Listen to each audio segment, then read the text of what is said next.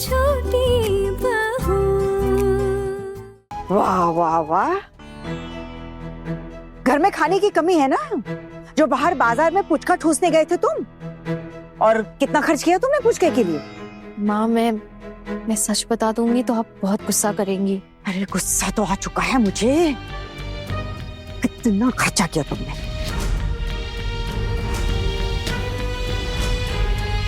माँ वो 40 रुपए।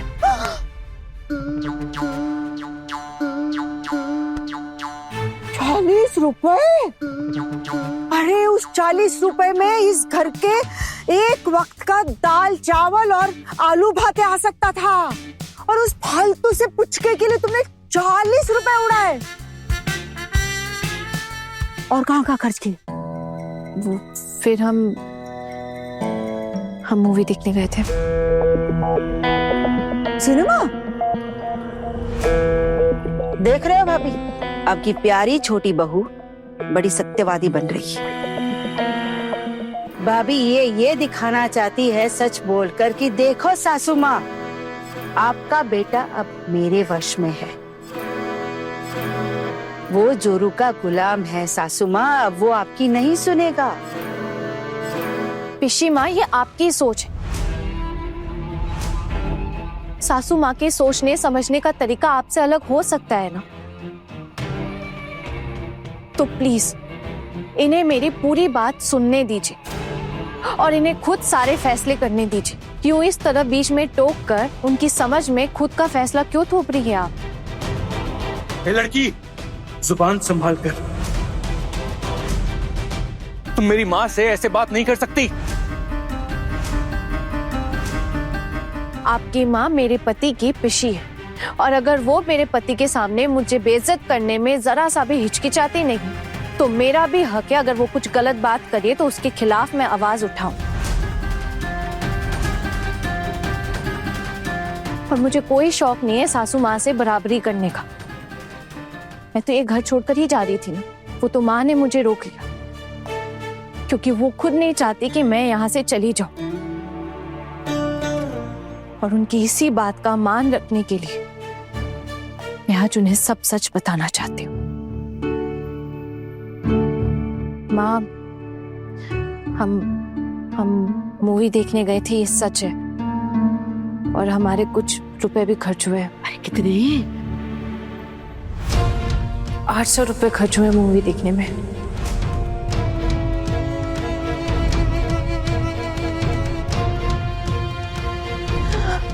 माँ, मेरे मालिक, चक्कर आ गया रे मेरे को। अरे चक्कर आ गया रे, चक्कर आ गया। 800 देवर जी, 800 रुपए खर्च किए इस लड़की ने। माँ अभी और बाकी है। मूवी देखने के बाद हम रेस्टोरेंट में गए थे।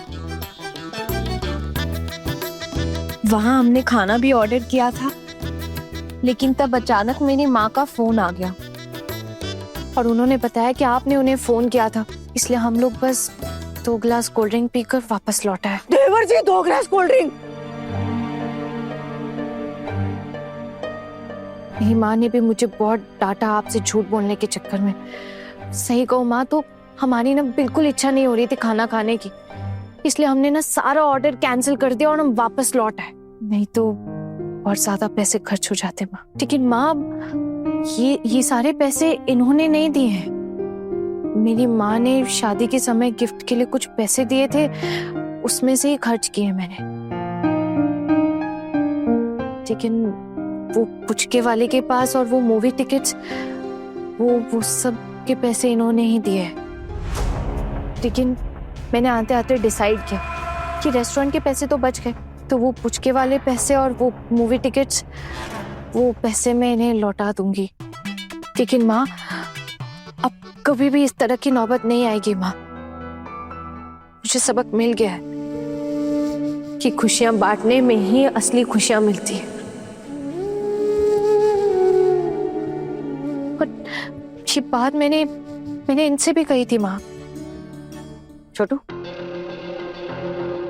क्या जरूरत थी झूठ बोलकर घर से बाहर निकलने की? मुझे माफ कर देना, मैंने आपसे झूठ कहा। मुझे ऐसा लगा कि अगर मैं आपको सच बताता तो शायद आप हमें जाने नहीं देती। मैं आपको सब कुछ सच सच बता दूंगा, पर पहले आप मुझसे वादा कीजिए कि आप हमारा पुचका नहीं बनाएंगे। माँ, वो आहाना के साथ ना मुझे समय बिताने का बिल्कुल भी मौका नहीं मिलता। जब से हमारी शादी हुई है तब से तो एक दिन भी नहीं मिला। और आज हम लोग बाहर इसीलिए गए थे कि थोड़ा टाइम बिता सके साथ में। घर पे तो ये सब हो ही नहीं पाता ना, क्योंकि आहाना पूरी रात आपकी देखभाल करती है और आप ही के कमरे में रहती है। लेकिन माँ, आज मुझे भी एक बहुत बड़ा सबक सीखने को मिला। मैं तो आपका बेटा होकर आपसे झूठ बोला, लेकिन आहाना को तो पूरा परिवार पराया मानता है, लेकिन इसने आपके सवाल का मान रखा और आपको सच बताने की हिम्मत दिखाई।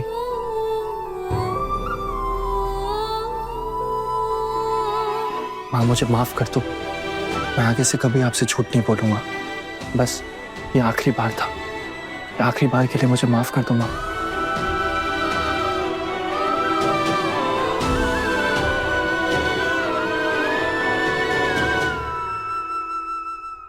मैंने आज जो किया है माँ, शायद उसके लिए आप मुझे कभी माफ ना करें, लेकिन सच कहूं तो आपसे सब सच बताकर मेरा दिल बहुत हल्का हो गया माँ।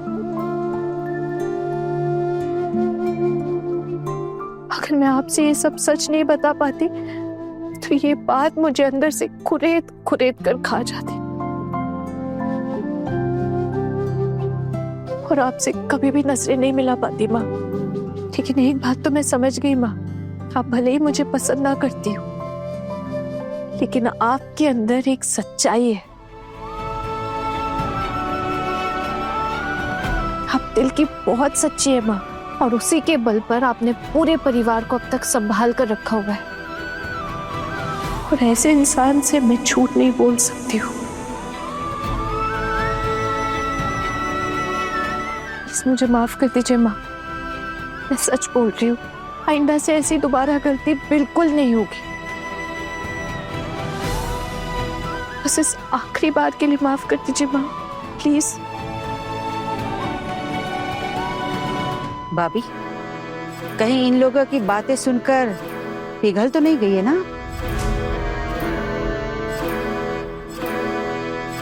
बड़ी मामी, अभी तो बहुत रूप देखने को मिलेंगे इसके। आप सावधान रहिए, इसी में आपकी भलाई है।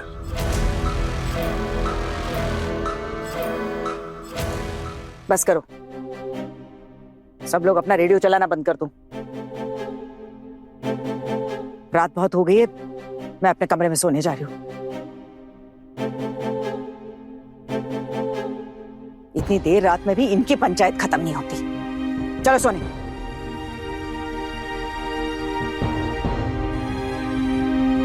बड़ी जी माँ। इनसे कह दो, हमारे घर में जो खाना बना है उसे खाकर हमारा उद्धार कर ले। हमारे घर में खाना बर्बाद नहीं होता है, अन्न की कीमत समझते हैं हम। लेकिन माँ, हम तो खाना मेरे मायके से खाकर आने वाले थे ना, तो हमारे लिए तो खाना बना ही नहीं होगा। इससे कह दो कि बड़बड़ बंद करे, मुझे बिल्कुल पसंद नहीं है। लेकिन मामी माँ, खाना तो सारा खत्म हो गया ना, सबका सब खत्म हो गया। अब बच्चे नालायक हुए तो क्या हुआ, माँ को तो कर्तव्य निभाना ही पड़ेगा ना। बड़ी, रसोई में जाकर भात और आलू चोखा बना दो, आज इसी से काम चलाएंगे। ठीक है माँ, बना देती हूँ। तो वो छोटू भैया के लिए बनाना है ना सर? अरे हाँ जी, वही तो बोला है माँ ने, छोटू भैया के लिए बनाना है सिर्फ। ओह हाँ, अच्छा ठीक है ठीक है। छोटू भैया के लिए बना देती हूँ खाना। हम औरतों का क्या है, एक रात नहीं खाएंगे तो क्या ही फर्क पड़ जाएगा, भूखे रह जाएंगे एक रात। फिर मुंह चलाने लगी। अगर सिर्फ अपने बेटे को खाना दूंगी ना तो कहेगी पराई हूं इसलिए भूखा रखा है।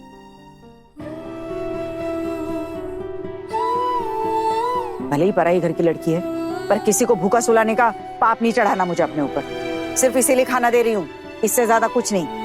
अब इस बात के लिए इसे सर चढ़ाने की जरूरत नहीं है। जाओ जाकर खाना बनाओ।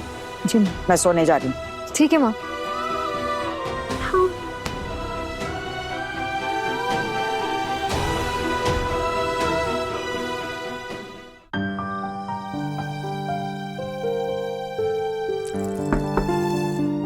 कौन? माँ मैं हूँ।